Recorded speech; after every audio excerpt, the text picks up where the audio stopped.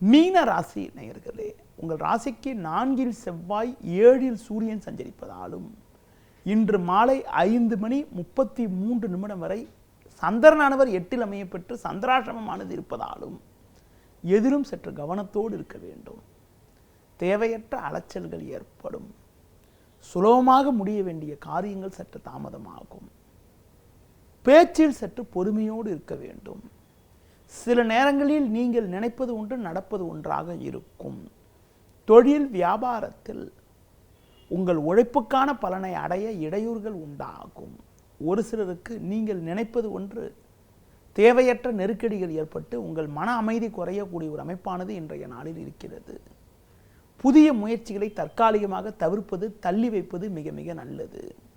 இன்றைய நாளில் சற்று கவனத்தோடு இருப்பது, புதிய முயற்சிகளில் ஈடுபடாமல் இருப்பது, பெருமாள் வழிபாடு மேற்கொள்வது மிகவும் நல்லது.